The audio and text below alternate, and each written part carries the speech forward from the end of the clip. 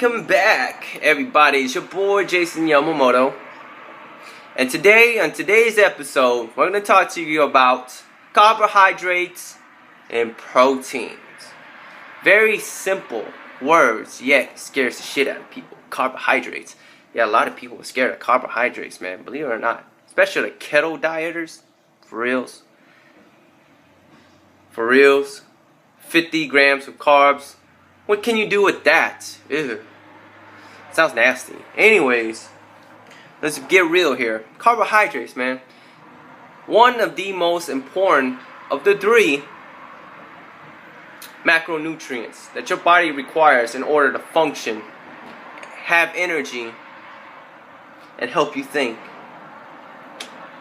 Yeah, you know, survivalists would say, oh, protein this, protein that.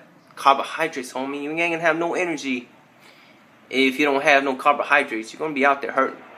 Don't get me wrong, man. Proteins is important too. But by the terms in science, the two of the most important of the three is carbohydrates and fats. You didn't know that, did you? Yes, carbohydrates and fats. But we're not talking about fats. We're talking about carbohydrates and proteins. Okay? Now, to fix some of the information that's out there on proteins, proteins occur beneficial when it's complete. Where can you get most of your complete proteins from? From meat, right? See, here's the problem with vegetarians and vegans is that the fact that, yeah, they eat, you know, good quality, incomplete proteins. Dun dun dun, yeah, I know. I'm not bashing on vegetarians or vegans. I implore their lifestyle. It's very difficult. Big thumbs up to them. Now, what I want to talk to you guys about is the fact that proteins is the last source of energy that your body uses. It is only used during the time of starvation. I don't want you guys to starve. See, that's the problem with a lot of people and their diets is that they go into starvation mode. I don't need you to do that. We gotta reverse psychology, your weight loss. Okay? So if you watched my last video, you got everything listed, right? So two things that's the most important into your diet is going to be carbohydrate and protein. It is the way it is. People who are omnivores, not vegans, not vegetarians, okay, they will mostly eat carbohydrates and protein, which is very essential to your weight loss. But the problem is, with a lot of people who are getting overweight, they're not tracking exactly how much carbs and how much proteins. And the main reason why I'm leaving fat out is because you're not going to track fat. It's hard. It's too hard for some of you guys. So we're going to concentrate on carbohydrate and proteins. See, psychological, right? This whole weight loss program that I got going on is psychological, not scientifical.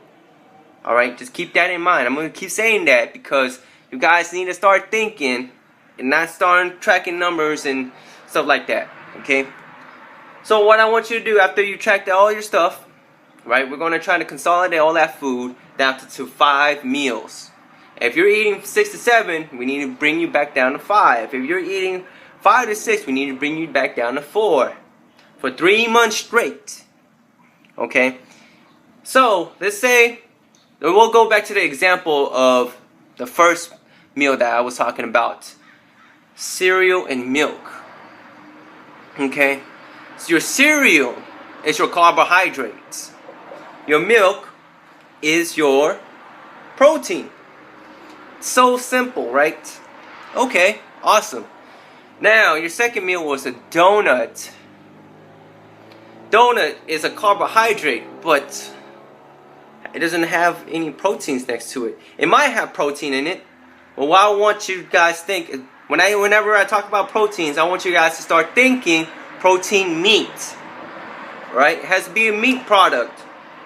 Eggs a meat product. Okay? Not a dairy product. It's a meat product, okay? Alright? Even though cheese is a dairy product. Alright? Dairy and meat. Okay? Right there. So anytime you eat carbohydrates, it has to have a complement of protein. Alright? 2. Carbohydrate, protein. Okay? That's what I need you to concentrate on. So, if you're eating a donut by itself, which is carbohydrate and no protein next to it, don't eat it. See, we just eliminated a meal. That simple. Okay, now you just have your Subway and your chips. Okay, got it. But here's the thing. Your Coke is carbohydrates. Your chips are carbohydrates. See, that's 2 additional carbohydrates with no additional protein. But guess what? Your sandwich, which has bread and it has the cold cuts in it, that has carbohydrates and protein. So I guess you get to only eat your chips, not your chips, your sandwich and a Diet Coke. That's the way it works. Okay? Can't overconsume one or the others. Alright, you're not allowed to do that in this program. If it does not complement the other, you can't eat it. Okay? Let's say 2 p.m. you get hungry. Oh my God, man, I just skipped my donut. I didn't get to eat my chips. I didn't get to have my Coke, man. I had to drink Diet Coke. Son of a gun. You know? Yeah, that's true. Alright, your snack bar. Alright, let yourself have that snack bar. Because you know what? You already eliminated 1 meal. That donut. Alright? So you had 1, 2. Your snack bar is going to be what? 3. Right? Cool. Then on your 4th meal, which is when you get home, dinner time. Lasagna with extra Parmesan. Right? Extra Parmesan. Now, you gotta look at that and be like, man, damn, eating that. Because your lasagna has pasta and has meat sauce, right? And extra Parmesan is extra protein. It's fine because lasagna has a ton of, carbohydrates, right?